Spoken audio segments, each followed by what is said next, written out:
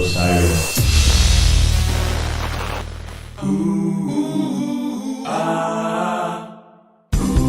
Under the scale, under the scale, under the scales.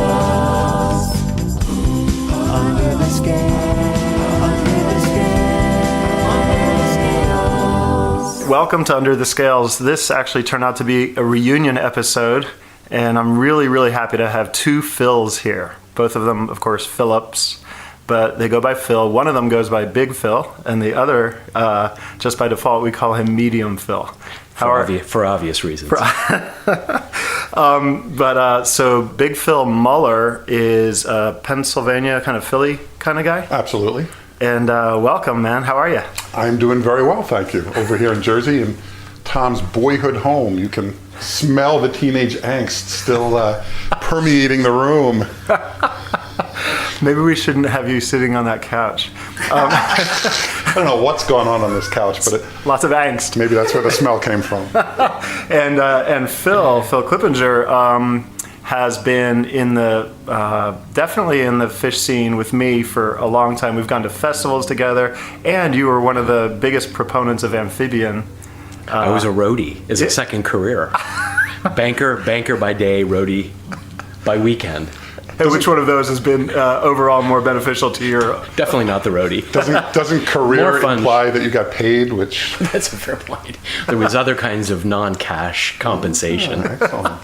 Well, we might go into some of those. However, back when Phish used to play smaller venues, if Brad Sands noticed that you and I, Phil, and I'm looking at Big Phil right now, we're going to be in the house together, and he had access to the tickets, he would put Phil and I next to each other in the front, call us the Twin Towers, and behind us he would sort of laugh at this thing he called the Cone of Disappointment, where no one could see. It was like an obstructed view ticket being behind the And TV. Phil has this thing, like you had this, like, you know, I'm tall and proud of it, and you're not going to take any shit from anyone. Whereas I am like absolutely embarrassed at who I'm blocking behind me. And so I could last like 2 songs and then I run to the soundboard, but you just stayed there the whole fucking time. You know, it wasn't that I was tall and proud of it and trying to be obnoxious. It's just, I'm there to enjoy the music. I'm there to have a good time. I typically would start by turning around and saying, hey, I'm sorry. I see that you're right behind me and I'm very tall, but that's the deal. And my parents were Yetis.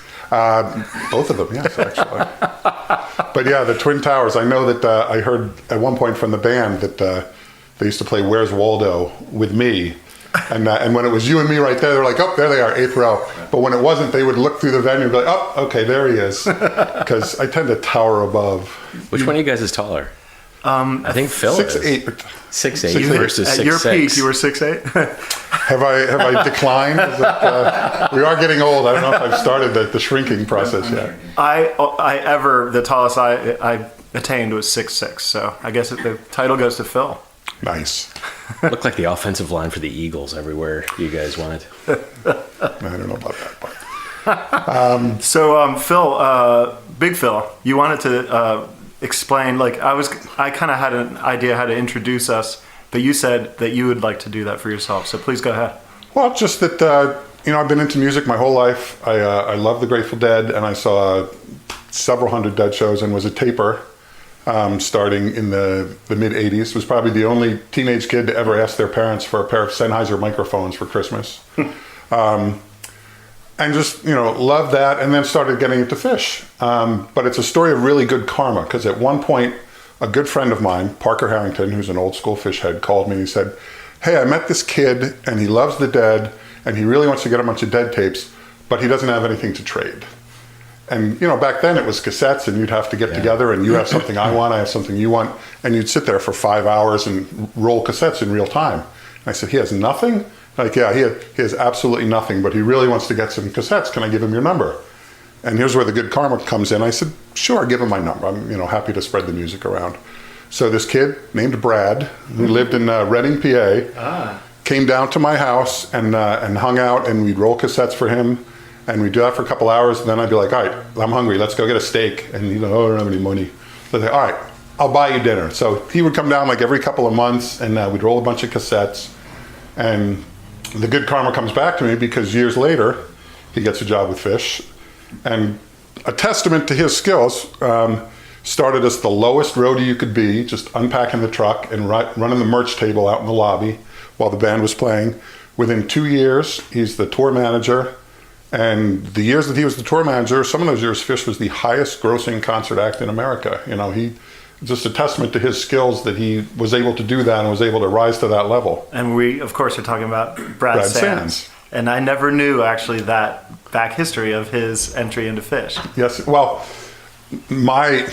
he was nice enough, of course, after all that to introduce me to the guys, put me on the guest list, and tell me the most important thing, which was, hey, if they're really bored on the bus and you have every episode of The Simpsons on VHS, would you make us some tapes to watch? I remember that. Yeah, which kind of got them into like, oh, is Phil here? Did he bring stuff? And then it was the crew You did bus like back-to-back Simpsons episodes with no commercials. Yep, I used to edit out the commercials. I had every episode on VHS tape. And then it was The Sopranos, and then so for years and years and years, I made them videos to watch on the bus. So, and I was the unwitting beneficiary of some of those because every now and then I would get to ride on the bus, and it would be sort of a Simpsons bus. The Simpsons marathon. Yeah, nowadays, of course, like everything is on the internet whenever you want it. But back then, it was a different time, and to have a VHS tape with 6 hours of Simpsons on it was gold. So. Wow, that's great. And like you said, Brad. One day, like you were saying, one day he was sort of like lugging around cases, and the next he was the tour manager. It was that fast, and he had the brain for it. He was good at it. Yeah. Most people just know him as the guy that Trey threw a beer can at in Bittersweet Motel, but he is much more. You fucking tool. Yeah, exactly. So that fucking tool hopefully will be on Under the Scale soon. We've been sort of dancing around, kind of like it took a little work to get the three of us in the same room.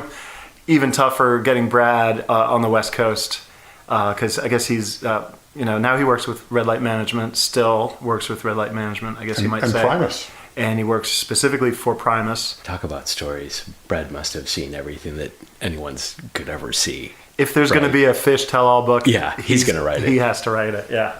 So I think people were worried at one point that this podcast was going to be like the tell-all podcast.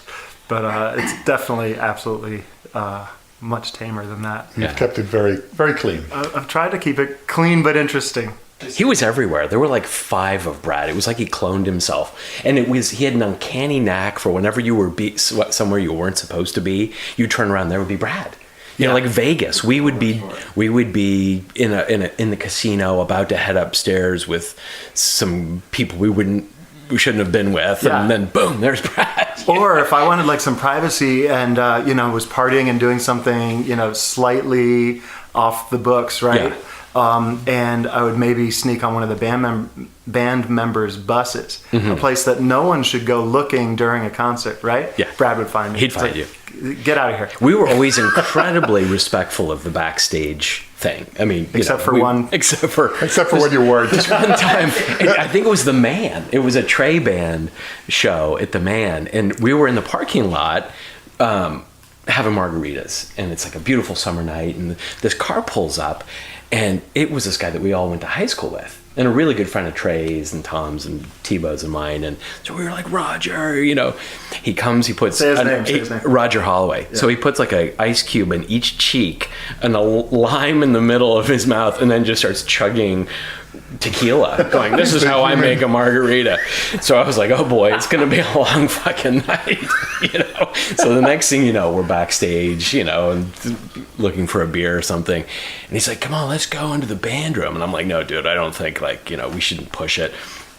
Next thing you know, we're in there, and that leads to like picking up Trey's practice, his warm-up guitars. But it's still a Languedoc. Oh yeah. It's just the one he wasn't using on stage.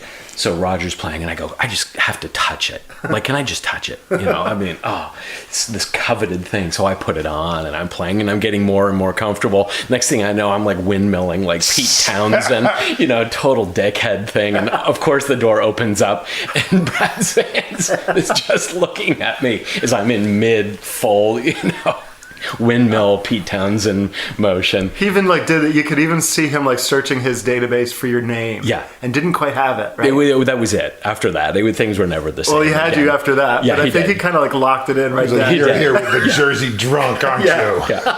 I think he's like Clippinger. I know you. I knew So, you were yeah. one of those guys. I had to keep an eye on. You're being left off the So list after in the years future.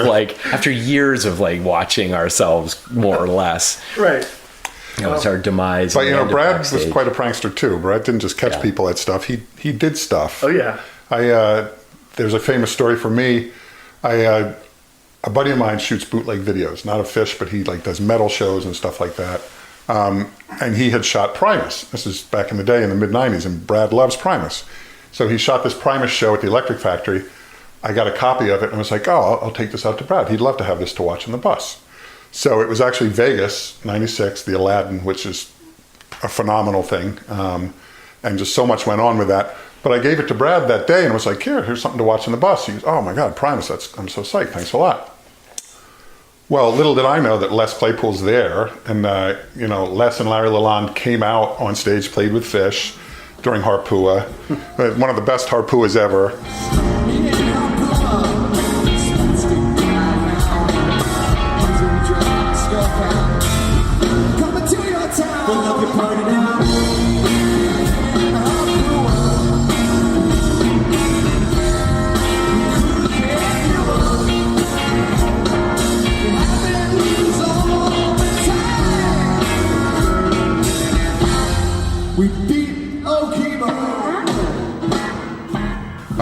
Probably the best week of Pog ever. A bunch of great stuff, a great night. So anyway, afterwards, after the show, we're in the after show party. Not too many people, about 50 people, and we're having a drink, having a smoke. And Les Claypool comes in the room, and I see him look around and see me and make a beeline for me, like literally pushes people out of the way, like Donald Trump pushing out members of NATO to get over to me. Comes right up to me, literally about 8 inches from my face, that if someone got that close to you in a bar, you'd know you were about to get into a fight. Yeah. Pokes me in the chest with 2 fingers hard and says, "Are you Big Phil?" What? And I said, "Yes." Pulls the videotape of Primus out of his back pocket and starts smacking me in the chest with it and screaming, "What is this? We have lawyers. There's going to be lawsuits. This is copyright infringement." Is screaming, and everyone in the room just goes dead silent, like their jaws are on the floor and people are staring at him, berating me at the top of his lungs and beating me with this videotape for about 30 seconds, at which point he just dissolves into laughter and tells me, "Your friend Brad told me to come in here and give you grief. I don't care about stuff like that." And my heart is going like a million miles a minute. I'm like... Vintage Brad Sands. Vintage Brad Sands. That's total vintage. So, at which point then Les was like, "Hey, what's that good smell I smell on you?" And hung out with us for quite a while. It was ever so nice, but it was a little stressful.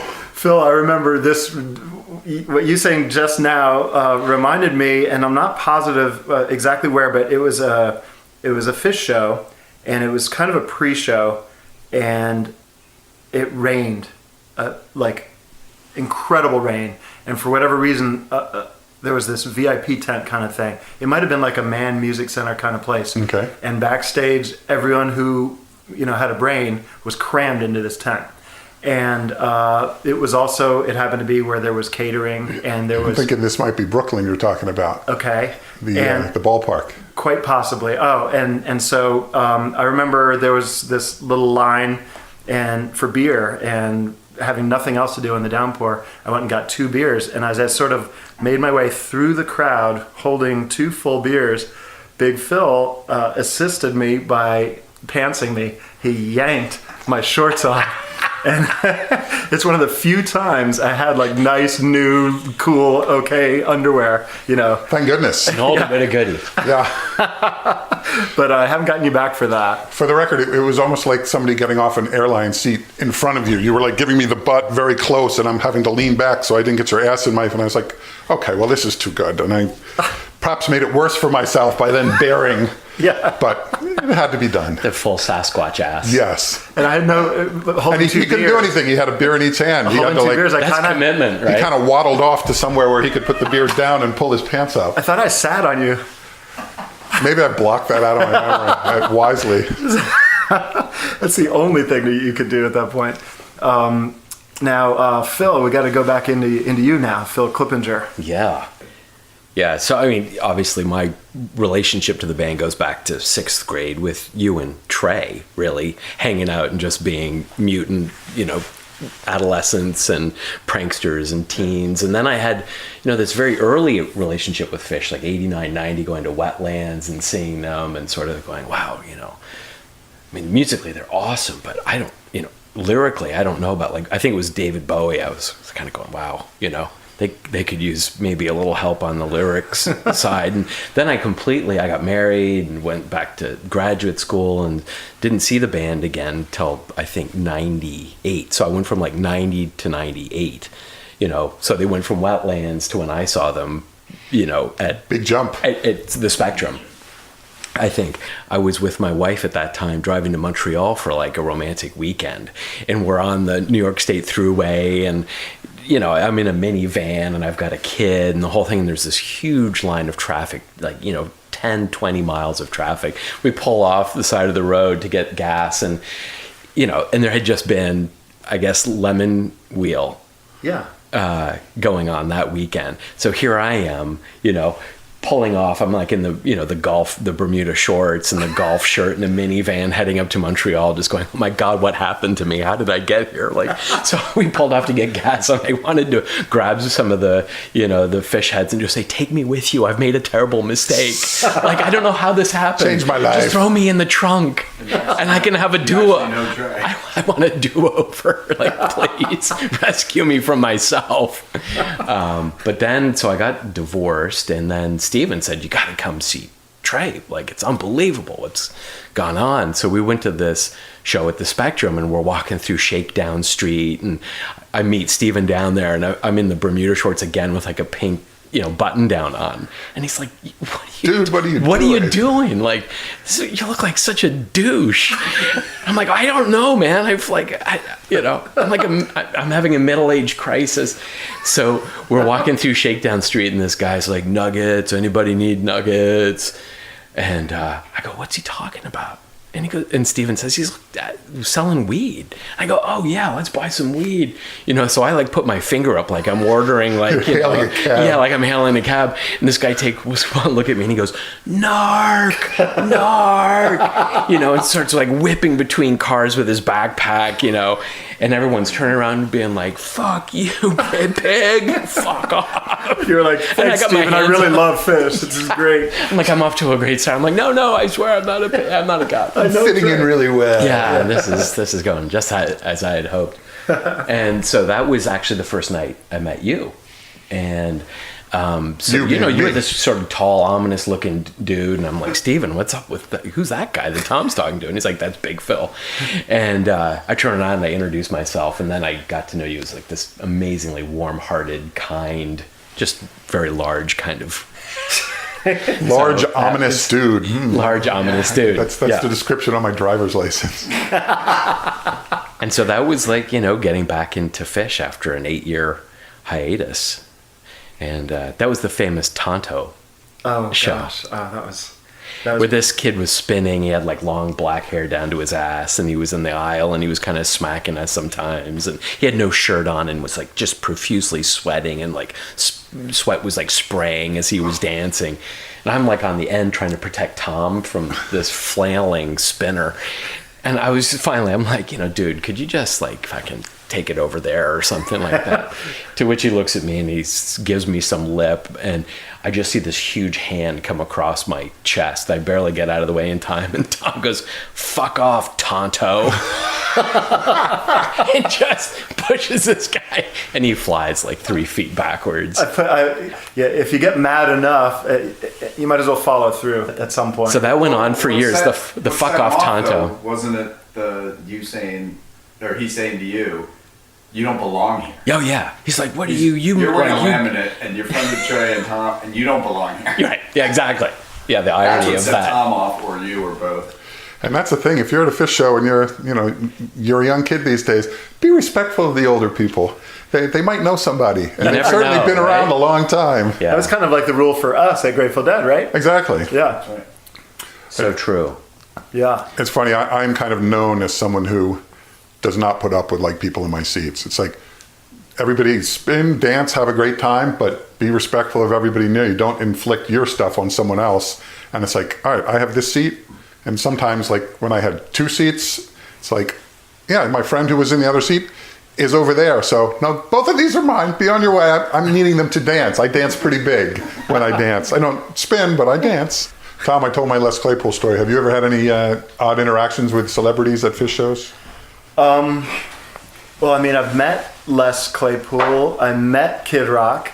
I met Stuart Copeland. Oh my God, Fred Savage. Fred was great. He was awesome. Fred liked to have fun. He's a good guy. It might be time for this story. This is kind of one of my funniest things that ever kind of happened to me, and it involves a celebrity, Stephen Wright, the comedian.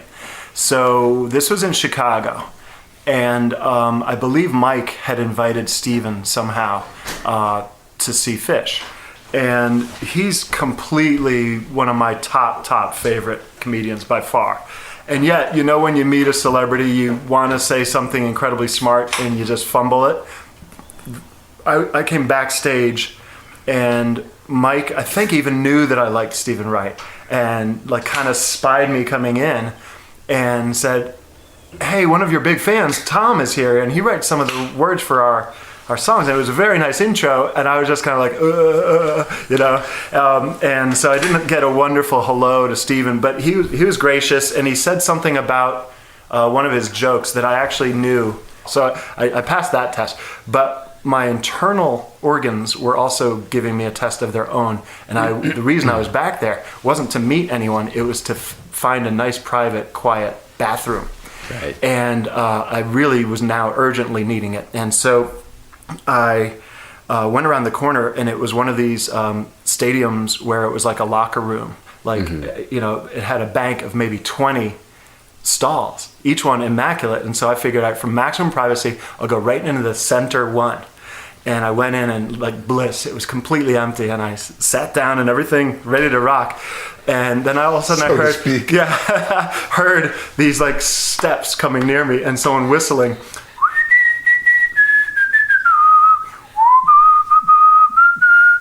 And coming closer and closer to me, and I was like, what the hell, why are they coming here? And when it became obvious that they were actually going to come in, like the door next to mine started opening, I said, "Is that Billy Joel?" And Stephen Wright goes, "I don't know." And I said, "No, I didn't mean was the song Billy Joel, I meant, were you Billy Joel?" And he goes, "I knew what you meant." And he sat down, and 20 stalls, and he was right next to me, and we were cracking up together, and it was a really hilarious moment. Oh, that's funny. And that was him, to me, at his funniest ever. What about your Chevy Chase moment? It was brief but brilliant. Do you want to tell that one? I'm kind of like... You saw him like in the lobby at something, and you walked up to him and you sort of bumped chests, and you said, "He draws the foul." Oh yeah, from Fletch. Yeah. And you just walked away. And he just looked totally amused. Of all his lines, looking back, why would you have chosen? You know, that guy's got 1,000 classics. Yeah, right. No one ever hit him with that one. No one ever hit him with that. Probably gets a lot more Caddyshack than exactly. Yeah. Which, by the way, Fred Savage can say the entire movie of Caddyshack. Oh yeah. Oh, that was like one of the best, things, having you with us when we hung out with Fred Savage, because when we were walking in a group from one casino to another in Vegas, and all of a sudden, Phil, this is Medium Phil's probably movie that he can recite every single fucking line to.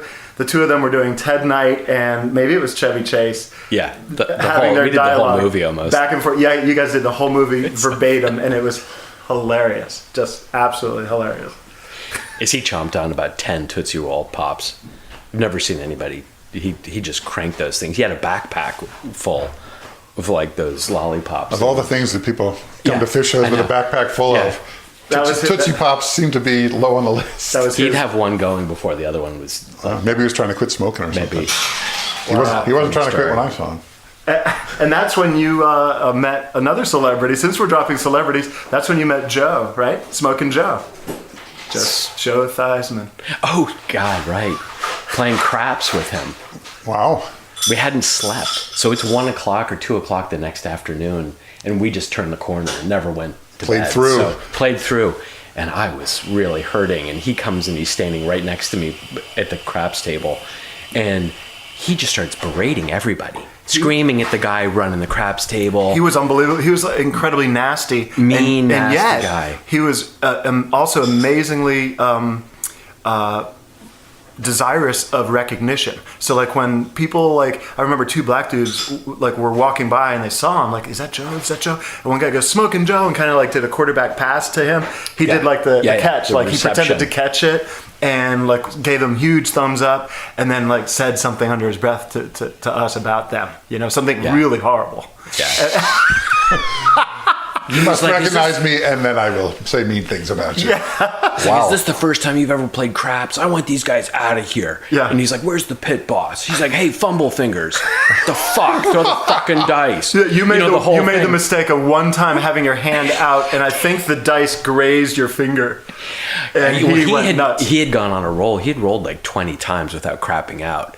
And I hadn't said a word to this point, partially because I was semi-comatose, and the other was because I didn't want to get screamed at. Petrified. Yeah, I was petrified. And he's much bigger, by the way, than Oh, yeah. he looks Is on this pre television. or post his leg snapping open on? This is way post. Way post, okay. Yeah. He sort of just punched him in the thigh. They're like, "Yeah, take that." Kick him in the shin. Yeah. So I was like, "Hey," so he craps out and he's like, "Fuck," and I go, "Hey, that's still a good roll." Oh boy, that was the wrong thing to say. Yeah. You did not endear yourself with that. Good roll? That's not a good roll. A good roll is when you have this whole fucking thing filled with $1,000 chips. That's a fucking good roll. I'm like, okay, I'm out. I'm gonna take my You chips. should have been like, "Oh, those days are clearly over Like, for wow, you." you are Joe." an angry man. It's don't not need fun to this. wake up to with a No, hangover. Jeez. Well, since we're dropping celebrity shows, I'll drop one more. Bill Walton, who big deadhead over the years, Yes. and who I met backstage at a Phish show in Madison Square Garden. It was actually a New Year's show, and was very nice. I walked up to him and started talking about the Grateful Dead, which obviously we both see many shows of theirs. And his wife, much like my wife, is tiny. He's married to a woman who's probably 4'9". So my tiny wife and his tiny wife had a great time chatting, and I had a great time chatting with him about the Dead. And then he confided in me, "I've never seen Phish before. I don't know any of their songs. I'm kind of worried that I'm just going to be out in left field." And I said, "Well, first off, they're a jam band. They, they can jam. It's kind of like the Dead in that respect. You're going to enjoy it. The lyrics." Oh, sorry, Tom. I said, "The lyrics can be a little wacky sometimes, but you'll enjoy it." But I said, "They always, not always, but most of the time, you'll get a cover song. So they'll probably play some classic 70s song that you'll recognize, and you can latch onto that." And he was like, "Oh, okay." So we went out, set break ended, and we went out to see the show. And about halfway through the set, they started Frankenstein.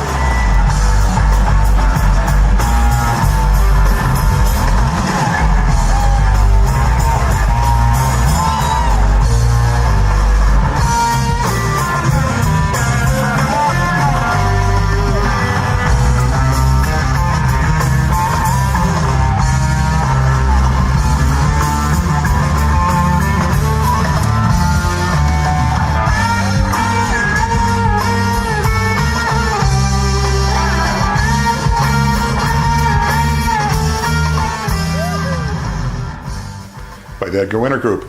And I saw him, and of course, me and him, both our heads tower above the crowd. And I saw him smile and then whip his head around looking for me. And he saw me and caught my eye and gave me the big thumbs up, "I know this one." He was so excited. He's such a huge deadhead, my God. And a really nice guy, just a sweet dude. He's been around, and then I think we saw him at the Grateful Dead 50. Of course, he was very prominent, very prominent. Yeah, I'm sorry I missed that.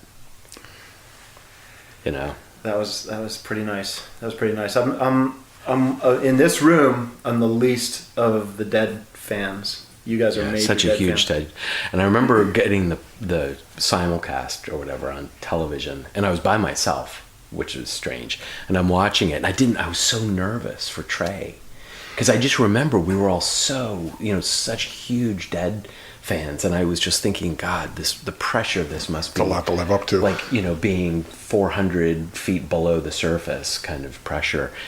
And he played, and he just was, absolutely magical. And I'm sitting on the couch by myself, and I just start crying. Wow, that's awesome. Because I couldn't believe, how he had self-actualized to that point in his life, where the guy that was his great idol with Jimmy Page Now and he's just playing. now he's that guy. That's It was extraordinary. Yeah. I thought he brought so much to it of his own. Like he didn't, Totally. he didn't try to play Jerry licks. He played his own thing, but he really, yeah. I did the same. I saw it on the simulcast. Yeah. And it was magical. It was. Well, from How many people get to do that? from my perspective, just seeing how much he practiced, Yeah. how much he put into it was incredible. He had a guy, just this one guy who plays piano. He's very involved in Broadway, and Trey said he's like one of the most magical people at being able to like hear a tiny bit of a song and be able to just immediately play it. One of those. Yeah. So he was able to Trey would play a Dead song, and then that guy could be Trey's accompaniment. And Trey rented a place in New York away from his home, and with that guy, just went through song after song after song. Then Trey even got a band, and I want to say I'd even had some, I believe it was even possibly Joe Russo at times helped him kind of get into the spirit of things, just as practice and just in a studio, and played with them as well. Plus, Trey chronologically went through Jerry's guitaring and learning, and Each phase. kind of tried to figure out what his influences at the time were, and then he would go into those and listen to those. I mean, it was really it was an epic feat of studying and learning and getting to know and feel someone, and it clearly, obviously worked. Well, to Phil's point, you kind of got, if you have a keen ear for the Dead, you sort of got the impression that he learned every note and then forgot every note.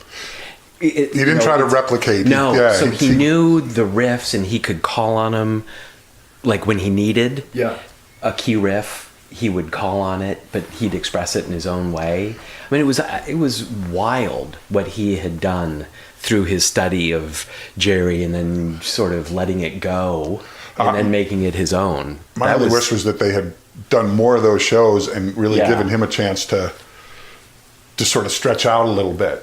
Huh. He was very good, but he was also very kind of respectful of it, where you almost wanted to see a little more of his influence. But the people who went wanted to see more of the Jerry influence. It was great for what it was. Yeah. And I'll also only say 6 shows, right? It was all in. They did 3 in San Fran, or 2 in San Fran, and 3 in... I think it was 2 and 3, Yeah.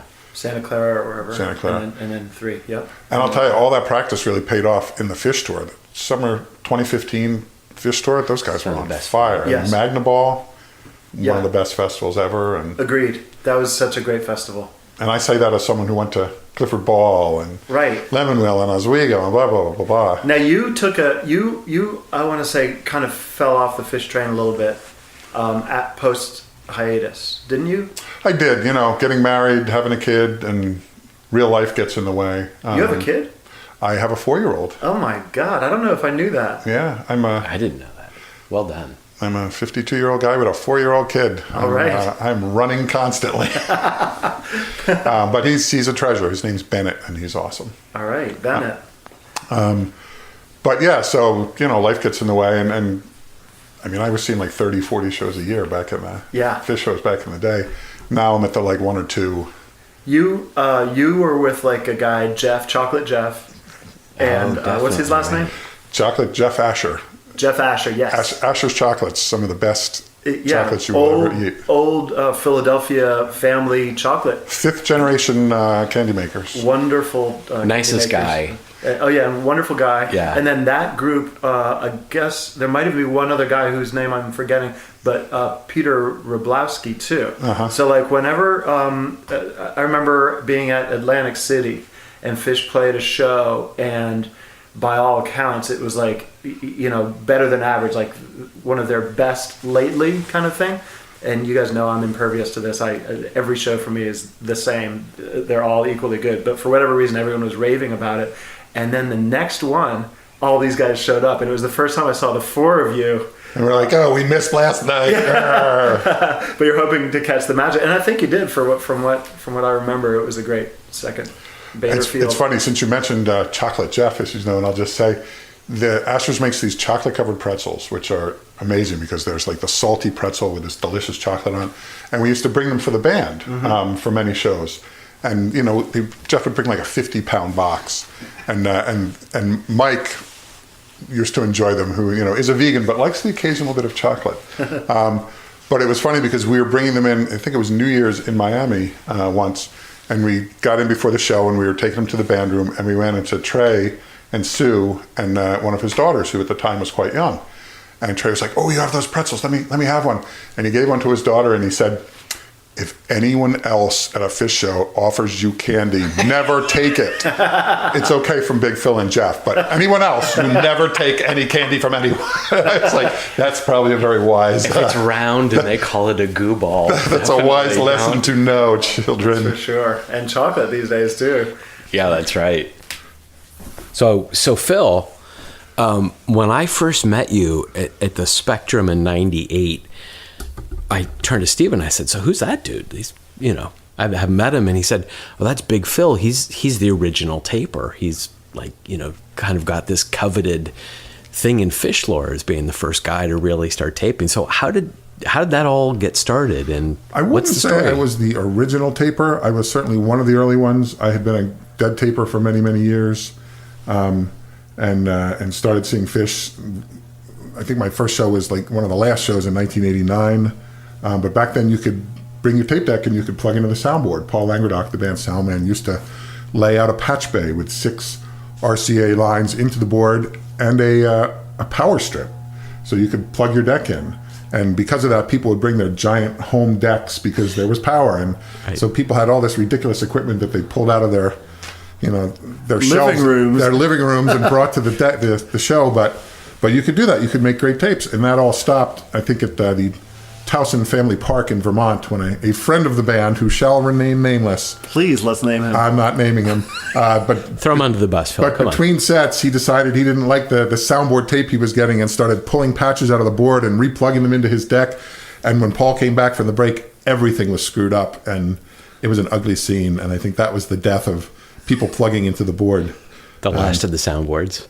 But there's still plenty of those that exist. Most of those are out in one form or another. Did his name rhyme with Bill Sippinger? It was not me. It was not actually Medium Phil. No. But there are also a number of tapes that I have taped that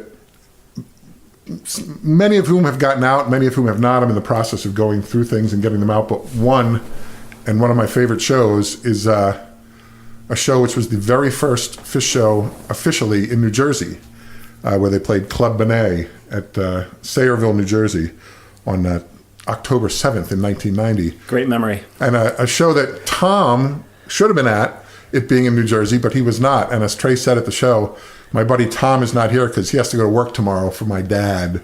So, ouch. So he's not here. Indeed. But it was the first official show in New Jersey, and there were literally 12, maybe 18 people at it. When I walked in the venue beforehand, there were all these, it's like a dinner theater, so there were all these tables, and it was empty. There was one table with like 8 people eating dinner, and I said, I have come on the wrong night. I have screwed something up. And then I noticed that the people eating dinner were Trey and Mike and Paige.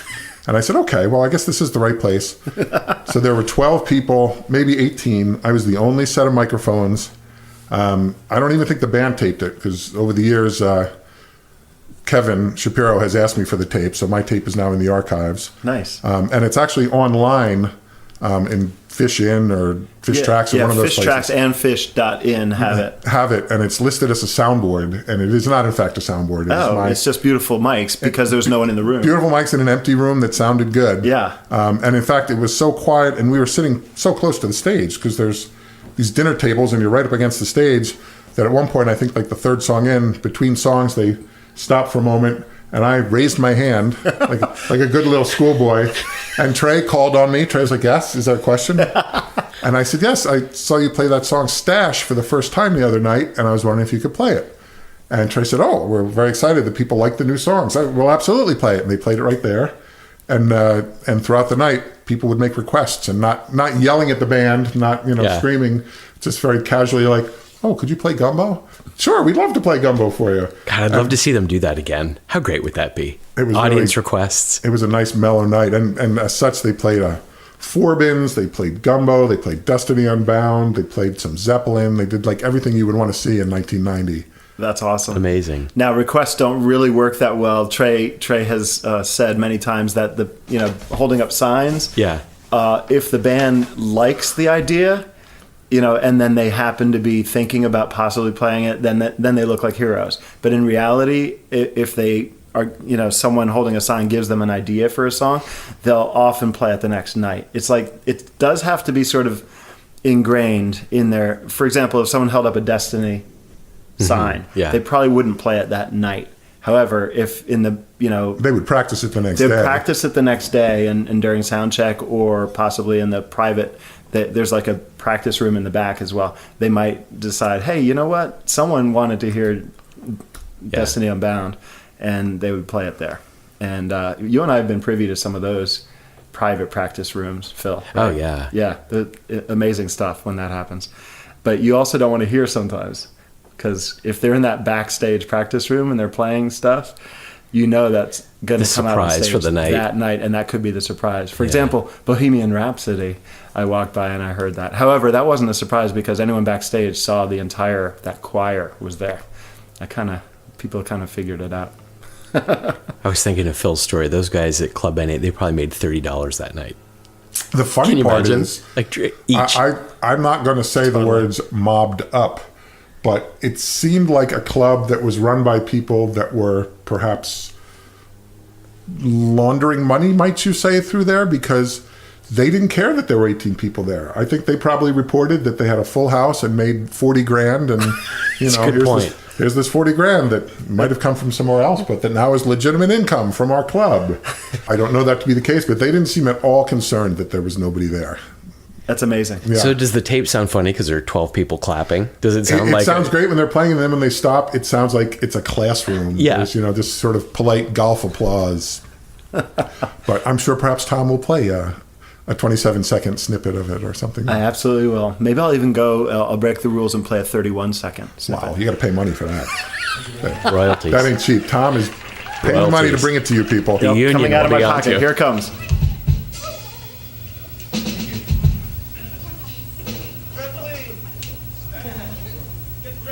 Stash, it's good to hear people requesting new songs. You like that song?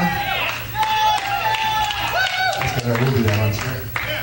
That is definitely one of my favorite. Split open and melt. He wrote it. I think it's slow. Essentially. You know that this song, I collaborated on this song, writing the music end of it, and the lyrics were written by another native New Jersey, Tom Marshall, who isn't here tonight, unfortunately, because he's got to be at work tomorrow programming computers. For his dad. My dad, he works for my dad. Keep it all in the family here, Here we go, Stash. Yeah. If you guys have any other requests throughout the night, feel free to yell them out, but at this point we're going to do Stash. What you will! What you will!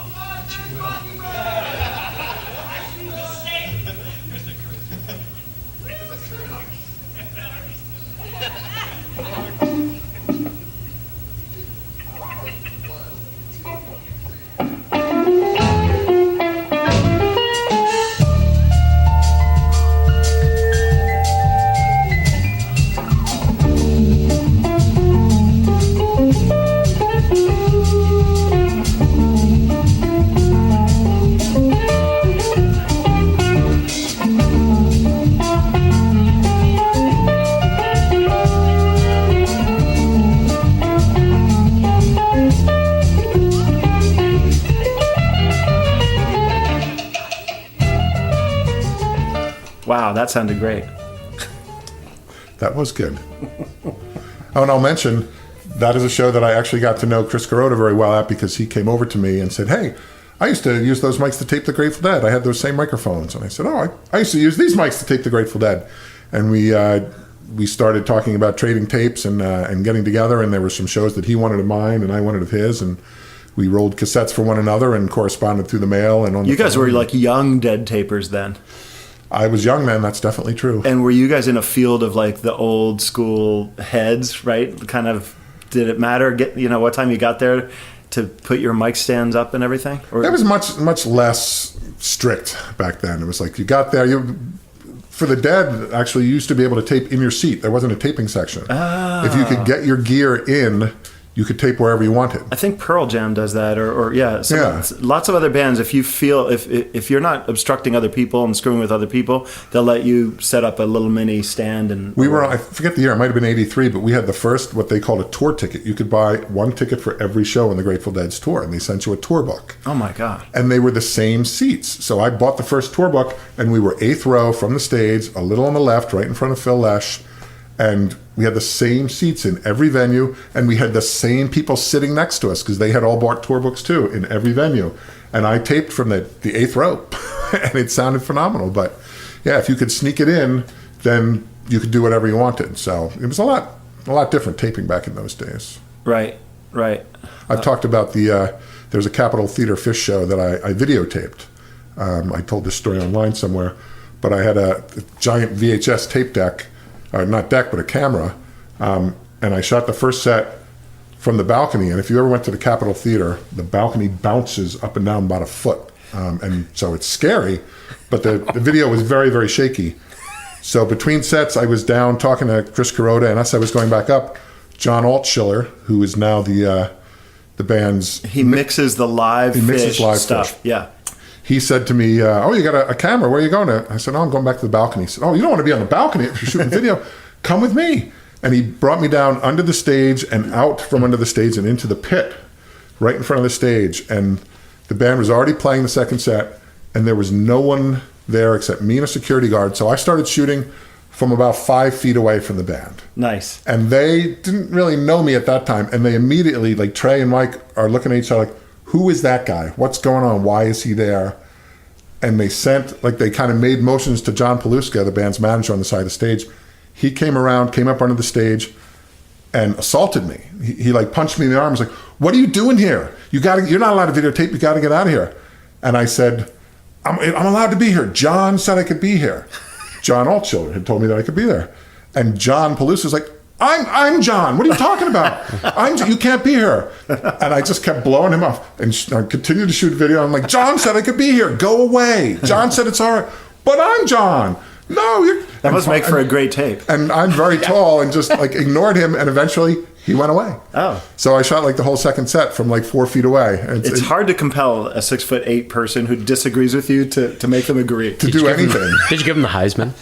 I didn't give him the Heisman, and I didn't even, I was just like, I'm working my video camera. Go away. I'm clearly doing what I'm supposed to be doing. You need to go. One of the reasons I was kind of asking about the Dead taping section was because, it's like, where are they now kind of thing. You wound up, early taper of Phish and a supreme Phish fan, so to speak, super fan.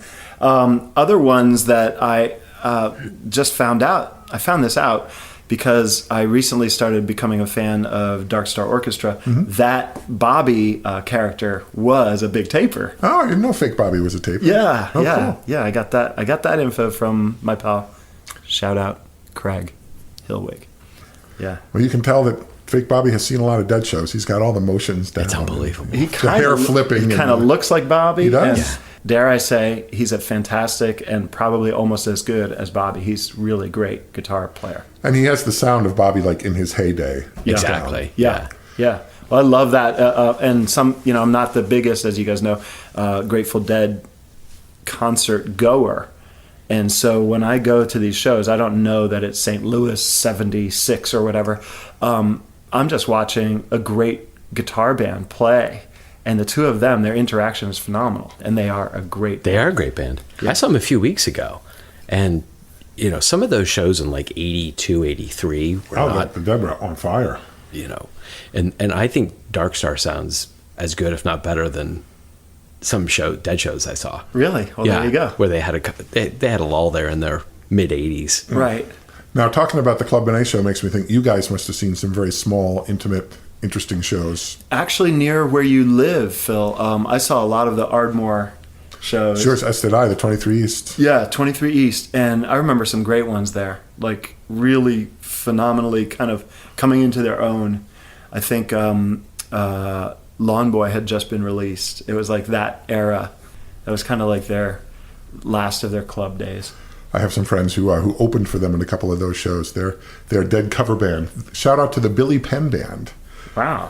Who they're like, that's their claim to fame. They're like, yeah, we opened for Phish when nobody knew who Phish was. Now here's trivia for did Phish in their early days open for other bands? They did. They had a North and South thing with the Dave Matthews Band. They would go down south, and, That's right. and Dave Matthews, who was big, would let them open for him because he had an audience. And then he would come up north, and Dave would open for Phish up in the northern states where he was not that well known. That's really nice. They would kind of trade. Because I remember early when they opened the Nissan Pavilion, I think Phish was like the second band to ever play there, or maybe even the second anything that happened at the brand new Nissan Pavilion in Virginia somewhere. And meeting Dave for the second time backstage watching Phish. I think he might have even come out for a song. Three Little Birds. Right, yeah, him and Leroy, I think, came Yes, out. Leroy came out as well. Rise up this morning, smile at the rising sun. Think of the birds, summer dogs singing sweet song. Never get through and singing, this is my message to you.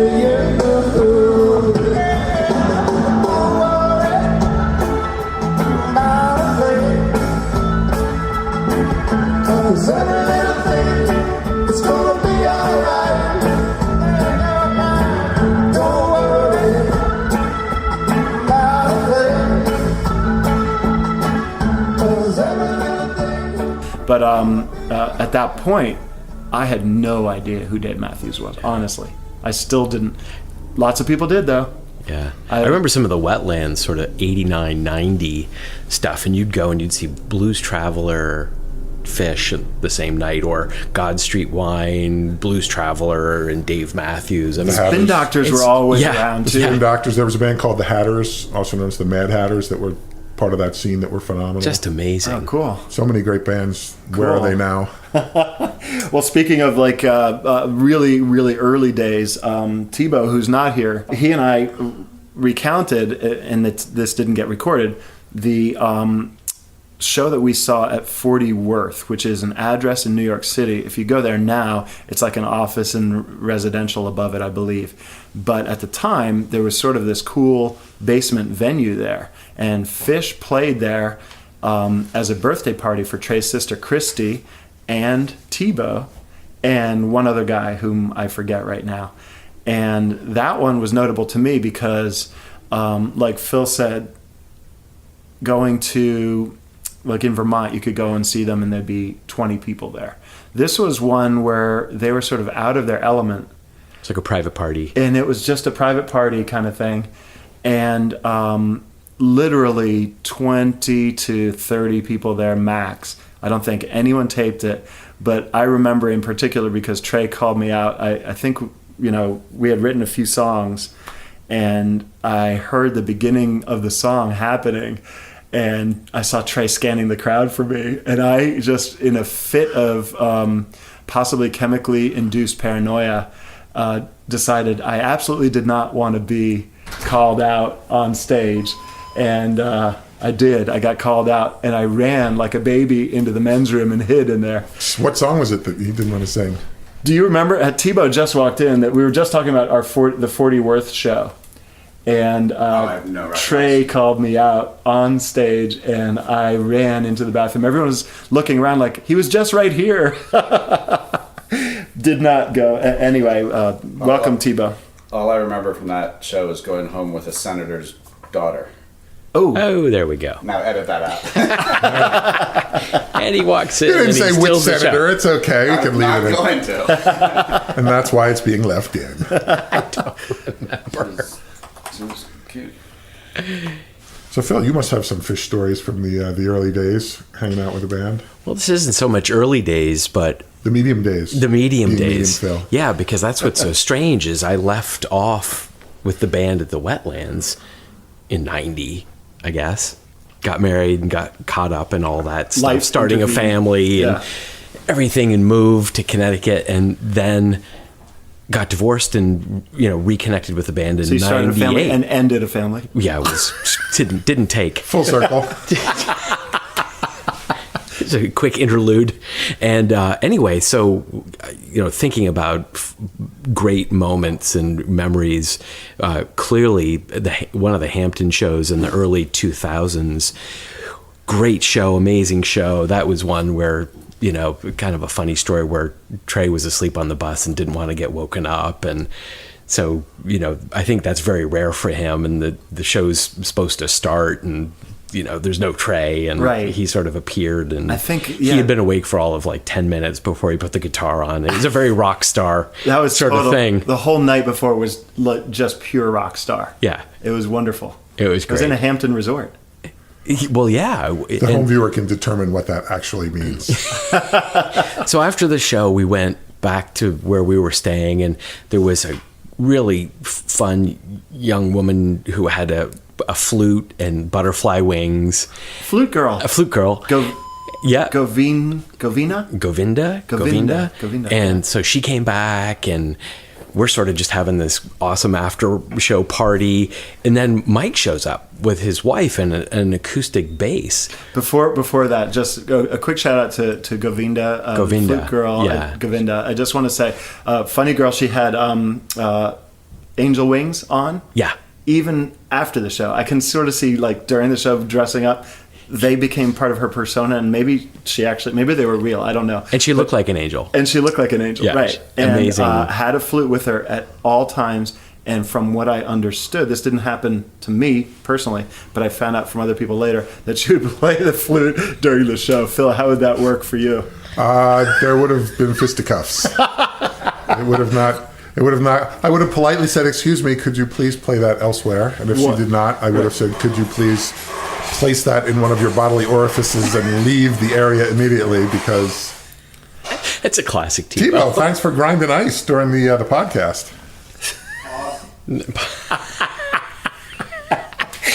Nothing will get between Tebow and a vodka tonic. A cold beverage Others have takes tried. priority, apparently. Jeez. But she was determined to play the flute, man. Like She was awesome. She was awesome. So I had a beautiful, great- beautiful what was her girl. name? Govinda. So I had a great kind of a suite, sort of, with a balcony, and it was amazing. Yeah, it was a really cool place. It was a golf resort or And it something was- outside of But it was Hampton. off season, so Right. we had the whole place to ourselves. and we were where the band was, and Right. and so It was like a living room and a kitchen Right. and a couple of bedrooms. It was you a were there, townhouse. Govinda was there, and all of a sudden, Mike and Sue showed up, And don't forget Elsa. and And an hey, acoustic bass. Who's that? And an acoustic bass. And an acoustic bass. And so there was a guitar there. I might have brought it down with me for some weird reason. And so I think I was playing actually with you, and we're just goofing around, and in walks Mike with this acoustic bass and his wife. That's right. And he sort of looks at me like, "Hey man, you want to like play?"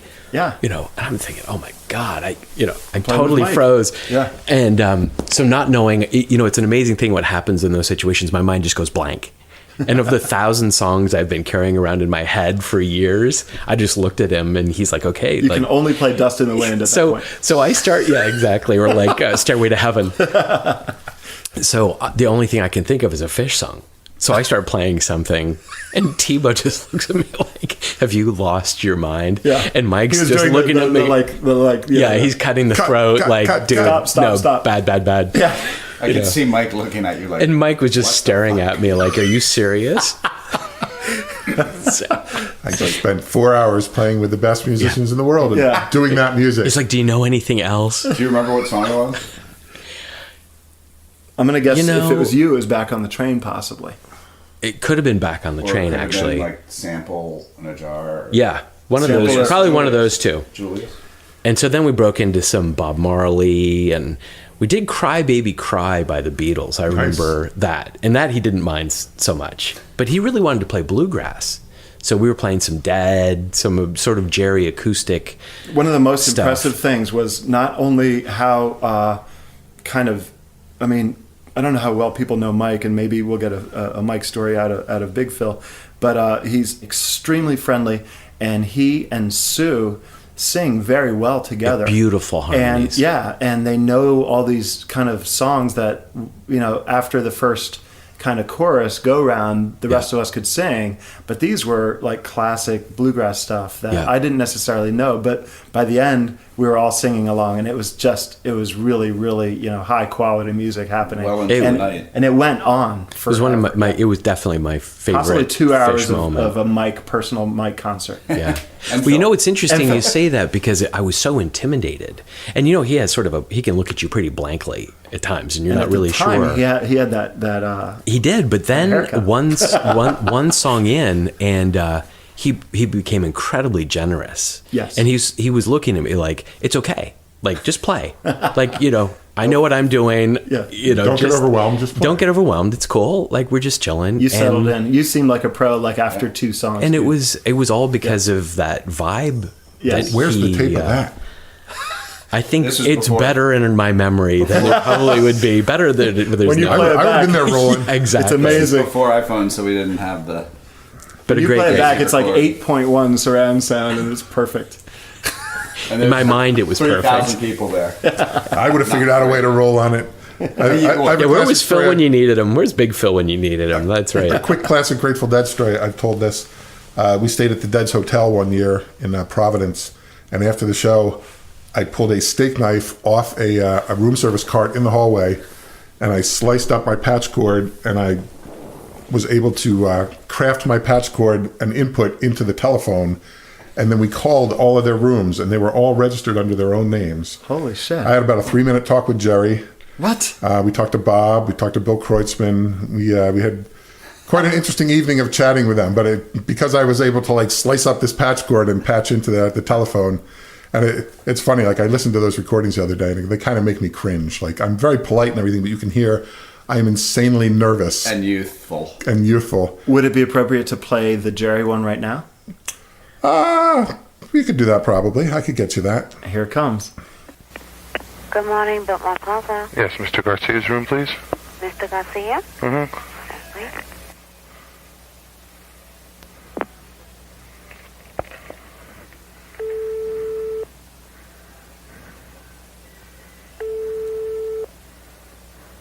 Hello?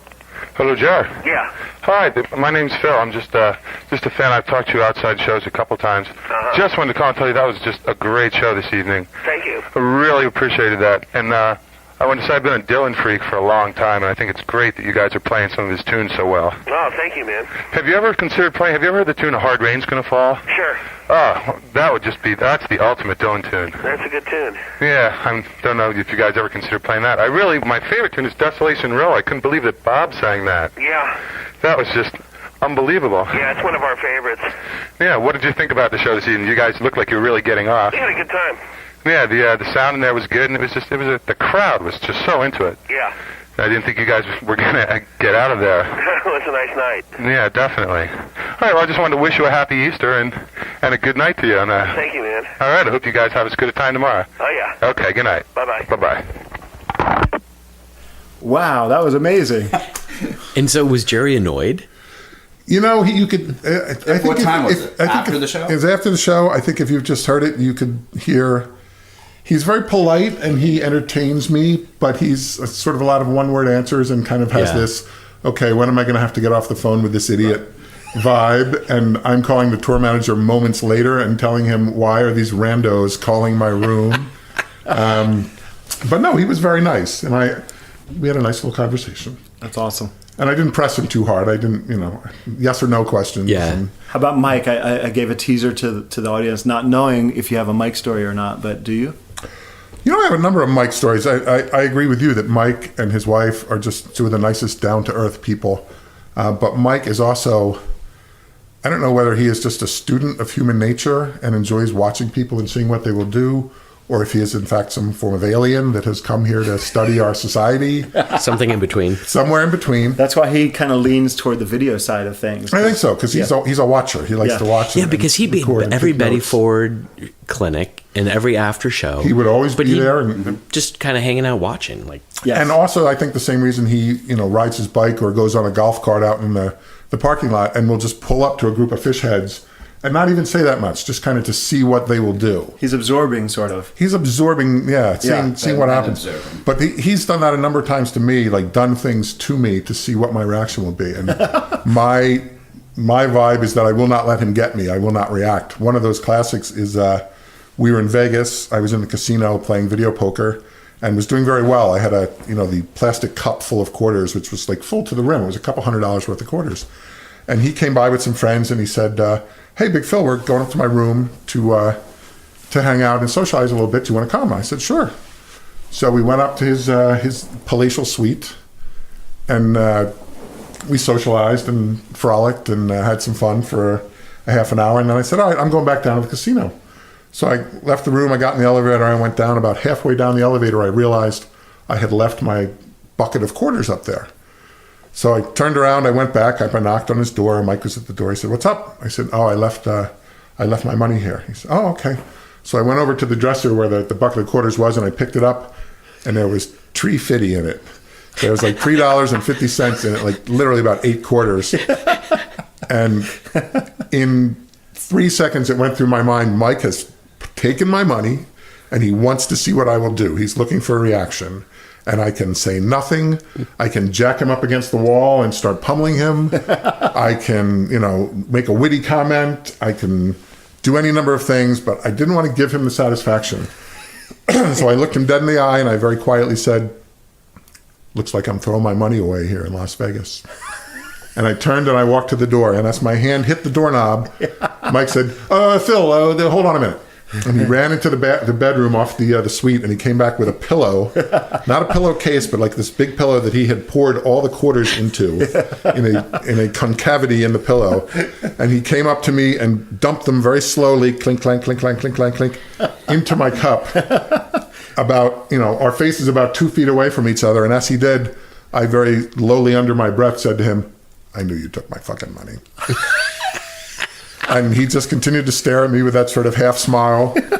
And then he filled up my cup. I turned around and left. But a devious little thief. With a devious little thief. But, and I knew it wasn't, he wanted my money. I knew it wasn't anything other than he wants to see what I will do when I realize I have been pilfered from. Exactly. That's classic Mike. That's awesome. As we're talking, I'm just thinking some of the best part of this whole life of Phish was the stuff around the show. Yes. The traveling to getting the there. show, Getting there to the is show, half the fun. after the show, the weird shit in between. Post-show, pre-show. Yeah. The show, of course, is magic. It is. That's the whole reason for existence. So that's at the top of the pyramid. But I'm totally with you on, you're with your friends getting there, and that's part of the fun. Right. And then you're with your friends afterwards, and sometimes you have to scrape them off the sidewalk. You do. Sometimes, that's where the real fun happens. We always made a point of staying in the hotel that the band was in, because stuff always goes down. There's always fun to be had and crazy parties. And I had one time where Trey had come and knocked on my door and said, hey, we want to hang out and party a little. So he came in and he partied and whatnot, and my room got kind of stinky, and he left. And 20 minutes later, there's a knock on my door, and I opened the door, and it's Mike, which seemed odd. And and he was like, oh, and he came in because he kind of had to, and he didn't know what to do there, and he sat down, and we're all sort of talking and chatting in our stinky room, so to speak. And at one point, he gets up and he goes in the closet, and he closes the bifold closet door. And I know he's looking at us out through the little slats in the door. The louvers. And my friends are like, what? And I gave them so anyway, what we were talking about, blah, blah, blah. I will refuse to even comment on the fact that the bass player of the band that 10,000 people have come to see is in our closet staring at us surreptitiously. So we just continued our conversation and continued smoking and relaxing. And after about 5 minutes, he had to come out. What's he going to do? He's in the closet. So he came out and he just kind of turned and walked out the door. At which point my friends were like, what the hell was that all about? I'm like, that's just Mike. That's just Mike being Mike. And hours later, I'm actually up in Trey's room. Trey called me and said, hey, can you come up? So I came up and we're hanging out there and we're shooting the shit. And there's a knock on the door. And he opens the door and it's Mike. And Trey's like, Mike, what are you doing here? I didn't even know you knew what room I was in. And Mike says, and this explains everything that went on in my room. He says, oh, I'm knocking on doors that smell like pot just to freak people out. Gotta go. And he turns and walks away. Like, he was just going around the hotel, knocking on anybody's door that smelled like pot, assuming that, oh, there's a fish head in here. I'll go in and freak them out. And imagine what like for the sort of freshman, shall we say, Phish audience member who's getting stoned after a Phish show, and Mike walks in and then goes into the closet and closes it. Don't mind me. It didn't affect Big Phil because they had this like relationship. I refuse to let it affect where they me. tried to screw with each other, but that would be pretty darn intense. Speaking of hotels, and speaking of going room to room, Tebow and Phil might remember, and this is, I think, in Boston, and there was a Boston Garden kind of amazing New Year's thing.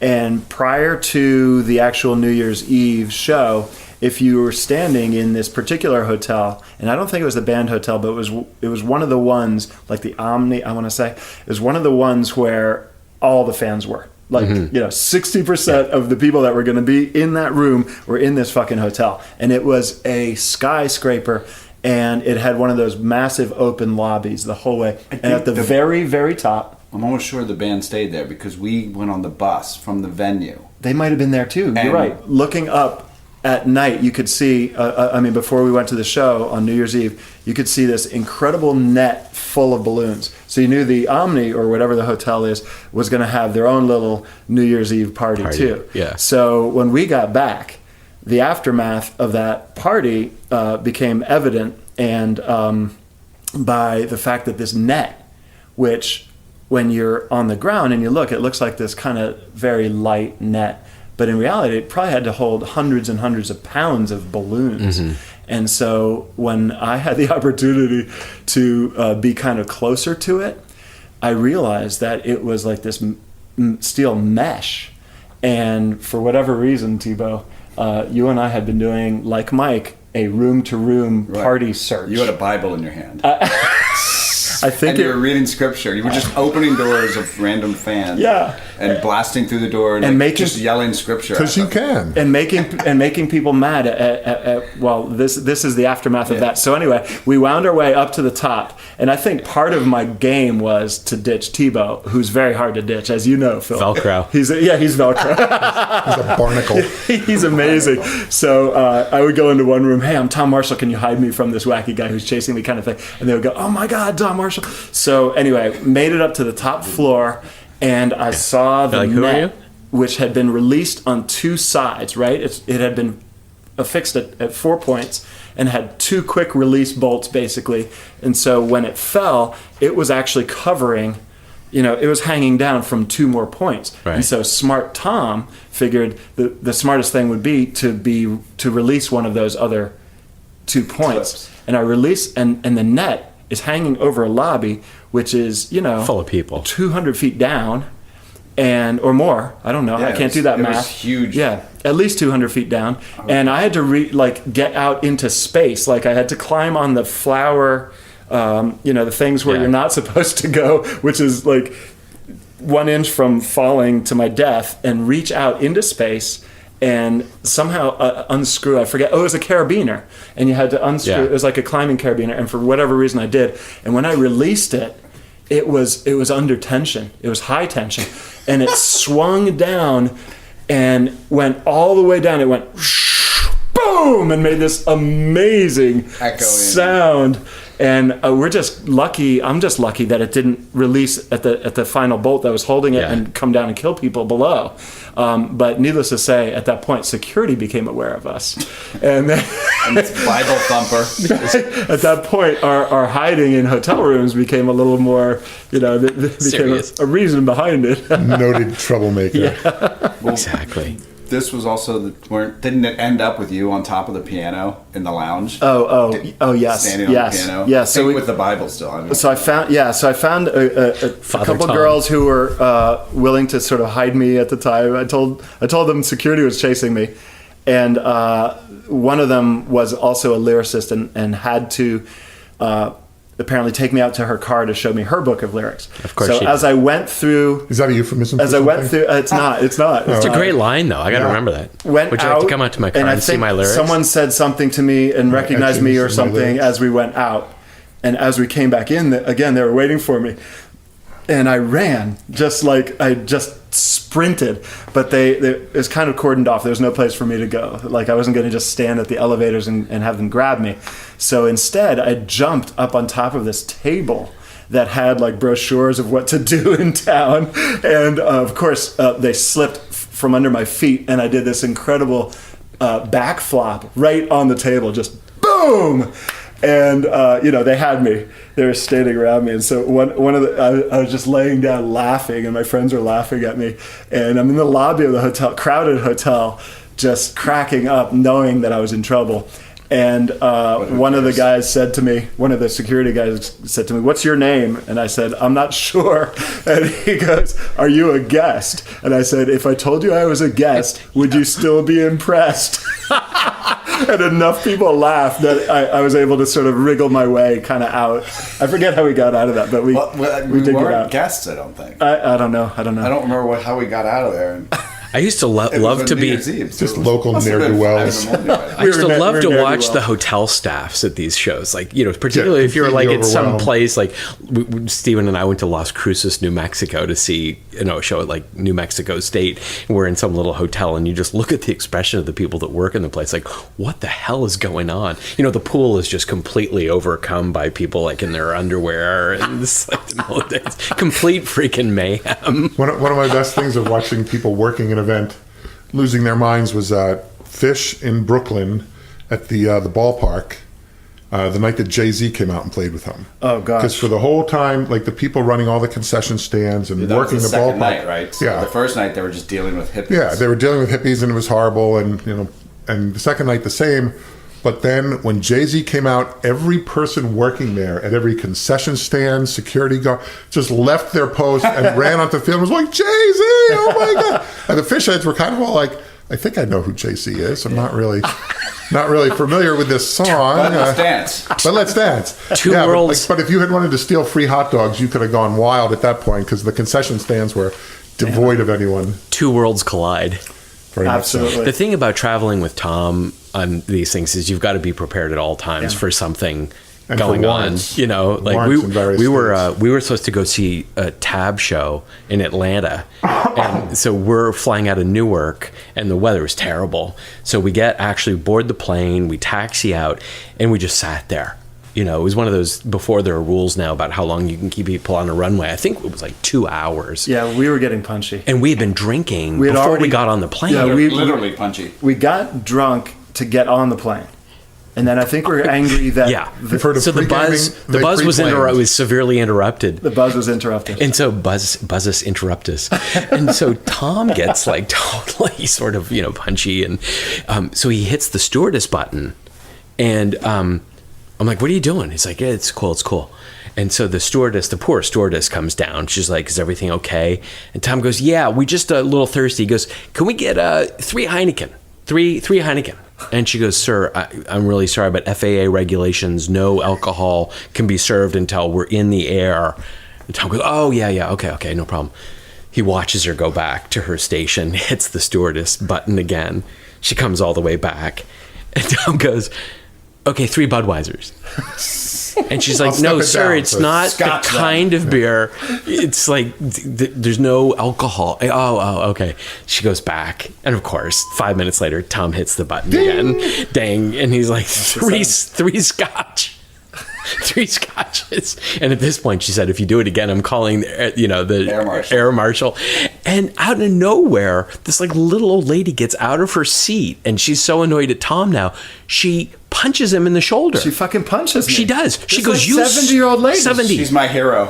like 4 foot nothing." I'm going to drag her off the plane Well, like a part- United It was the funniest She's thing lucky I've I ever didn't. seen Part of in the my problem life. Before that too, we were all slapping each other and hitting. We're like three Oh, little yeah, I know, kids it's true. on a Giggling with no and parent. 3-year-old But it's She was our mother, basically. It's hilarious. Kind of a grandma decides to finally end my mischief, so to speak. And she did. And she did. I was like, You stopped. I was totally like, I think we she warmed put me her in my over place. eventually, though. She Now, put me in my place. was this also the site of the famed knee crushing? Oh no, that was the worst trouble. That was the closest I ever came to getting thrown off. This I was like still like gauging. I was like, the stewardess was angry, but she wasn't ready to call the captain and fuck with me yet.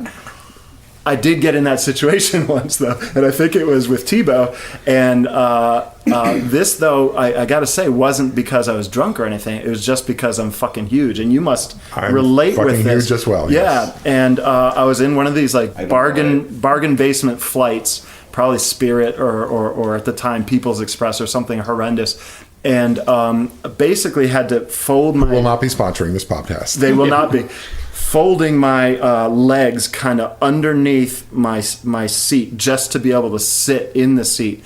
And as such, my knees kind of had found strategic purchase on either side of the seat in front of me. And what should happen, and this is before takeoff, the lady decides to like experiment with the seat, and she recliner pushes thing. the recliner in front of me, and she pushes it, and it comes back immediately, like full all the way back, like the full Slam. 4 inches, and slammed, and immediately created this essentially like the worst pain I've ever felt in both of my knees simultaneously, just because of the angle. Somehow it just exactly like dislocated both kneecaps, and without even thinking, it was pure instinct, I just slammed the seat with both hands as hard as I could back into its normal position, not realizing that this lady is like 80-pound girl, and she flew her face right first. into the seat in front of her, like really full speed. Serious face And plant. she started crying and screaming. The person next to her was screaming. You screamed, then she screamed. It was this whole 5 seconds of It was mayhem. It was really, and it didn't help that when the stewardess and I would say one of the flight crew, I really have to say it was one of the flight crew, came down to talk to me to figure out what the hell just all happened. they saw was you. All they saw was me apologizing and you laughing like I did it on purpose. There's a certain thing where we relish each other's pain. That's Yes. sort of like been the culture for a long time. That's Fish. I was going to say, that's like being on tour with those guys. Yeah. eh? Fish You're there did. as comic relief for them, and Fish they will did that to us. fuck with you as many times as Yeah, it's possible. like if your friend's in trouble, laugh, right? Why help them? Well, this is ostensibly supposed to be a question and answer session, and we've had none, so I have one for Tom. Okay. But I'm going to answer it first by telling a story about Tom. And the question is, Tom, do you really enjoy when you are called up to be a special guest and sing with them? And I will start, if I may, while you consider your reply. And I will say that there is a classic show. In fact, some people say it is one of the best Phish shows ever. Madison Square Garden, 12/30/97. That's the show where they opened with Sneak and Sally and closed, I think one more song after, but closed with Sneak and Sally. Yes. So many consider it to be one of the finest Phish shows of all time. And Tom was called upon to sing during it. And I remember in the end of the first set, they ended with A Day in the Life by the Beatles. And shortly after that, during the set break, Tom came up to me and he said, I'm supposed to sing in the second set, and I'm all nervous, and I'm kind of freaking out. Can we do something? Can we party a little bit so that I am calmed down in my need to sing? And I said, quoting the Beatles song, I said, Tom, I'd love to turn you on.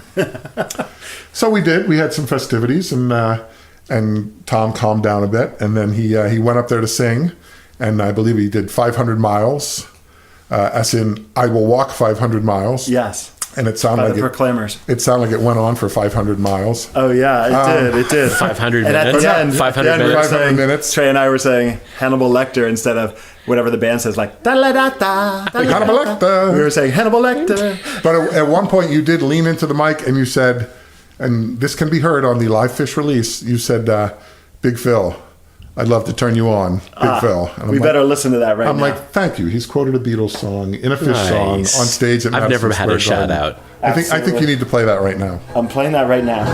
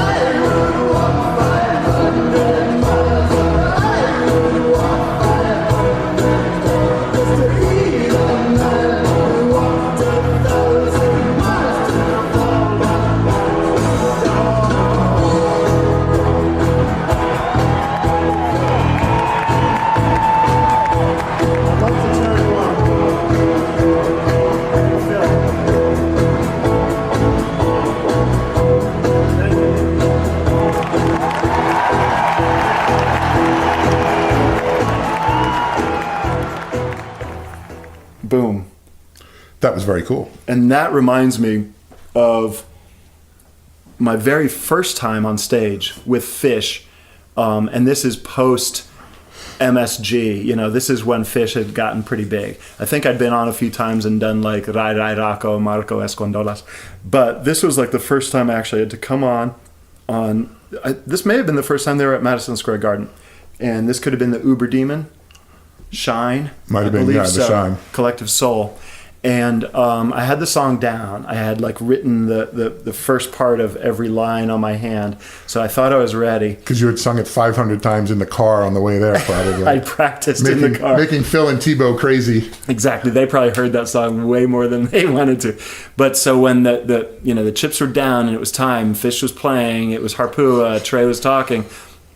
Right prior to that, I had gotten into the side stage pit where no one really goes but roadies, and that's also the exit that the band goes to backstage. So I was poised by that stairway, but I might have been there a little bit too long because I caught the notice of some of the roadies, and they started making fun of me. They would say stuff like, well, "You're supposed to go on now," or they were kind of fucking with me.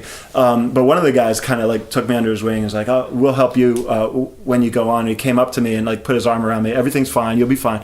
By the way, when you get up there, could you give this to Trey?" And I just reached out my hand for whatever he was giving me. It was a 50-pound coil of cable. And so I grabbed it and just without thinking, just put it under my arm, and it was fucking heavy.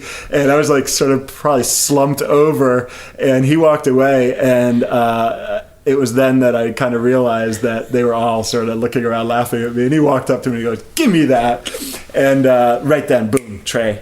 Right then I went up and I sang. Yeah, but it was one of those things like going up on stage, hearing the audience come up, huge scream, welcoming scream, and all I could look at was the mic. And I just saw this like 3D weird image in my mind of the mic. I'll never forget it. And like that was the place I had to do what I had to do. I was like, the music was going, and I was kind of trying to smile at Trey, but nothing mattered but that mic. But I was very nervous. I was very nervous, but I think I pulled it off. Yeah, that was awesome. Have you told the story about Tommy? Like when you were backstage? Have you, in any of the podcasts, have you told that story about you listening to the song? Yes. Oh, you've told that story already. And the song just started. The song started, and Brad has to come find you because you don't hear your cue. Yes. Okay. Yes. Because that's fantastic. Trey got it wrong. Yeah. So Trey had said it would be encore, and it turned out to be sort of mid to late second set instead of encore.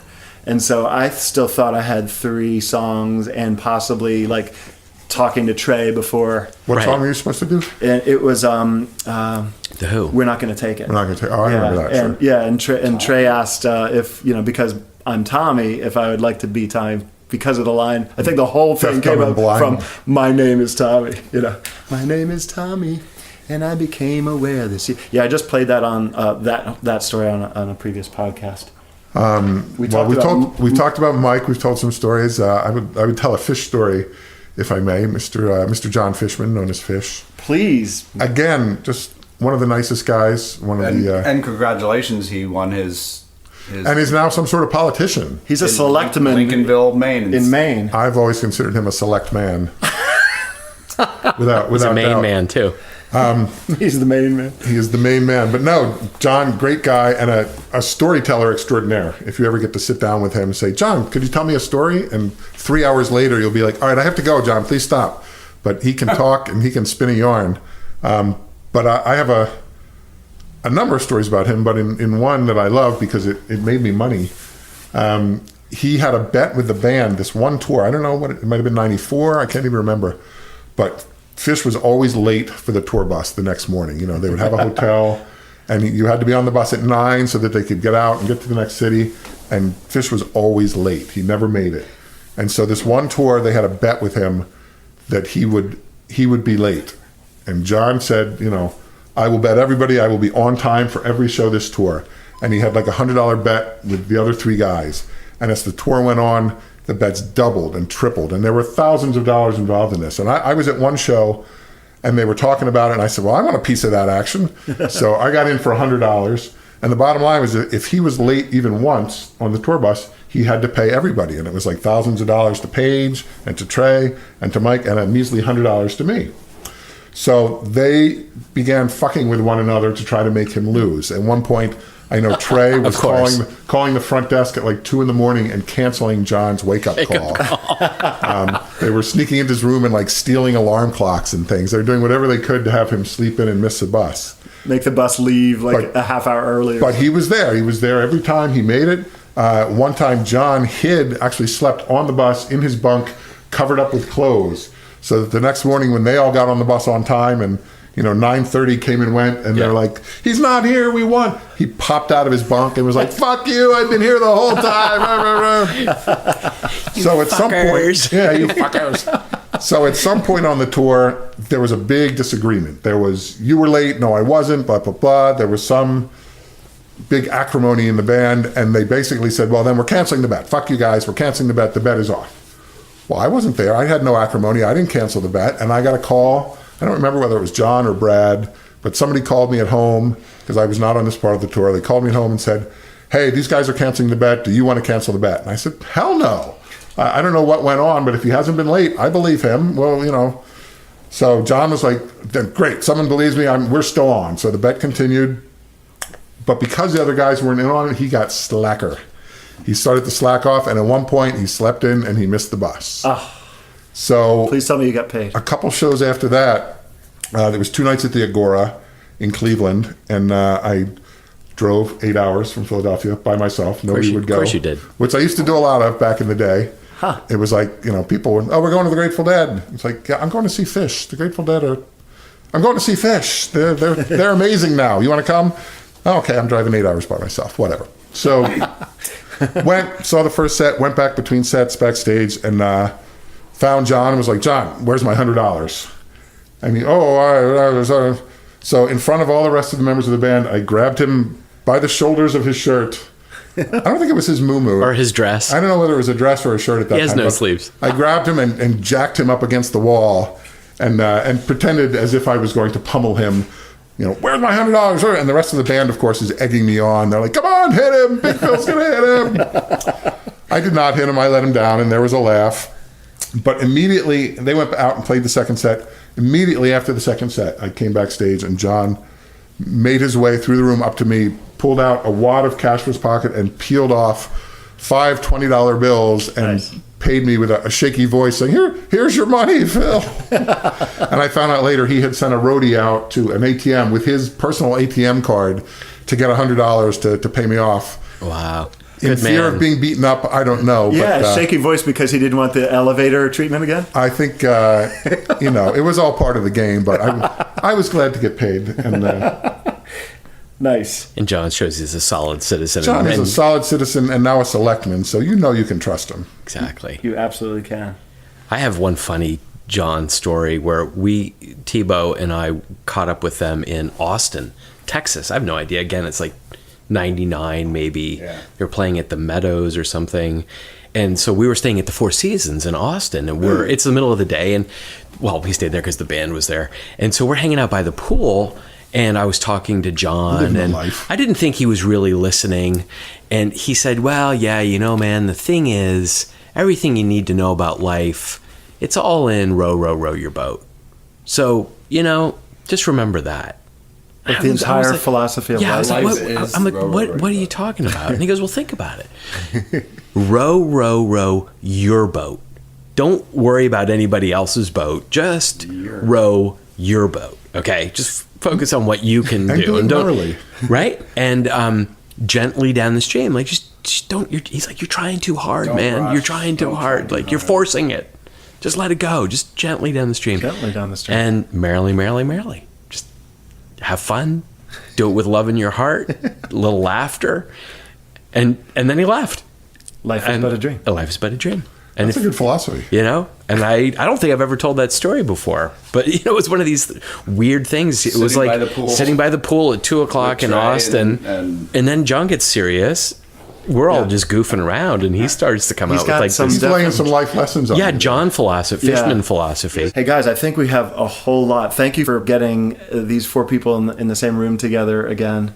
And thank you, Phil, and thank you, Tebow. I look forward to making more stories, and it's been great hanging out with you guys. And I think I enjoy all of Tom's podcasts. I think the question and answer ones are great. I think we got to one question, but Yeah. this is maybe even better than a question and answer because we just got to tell stories. It was nice telling stories, and even though we did get to one question, we never answered it. So really, this So was... we're in the clear.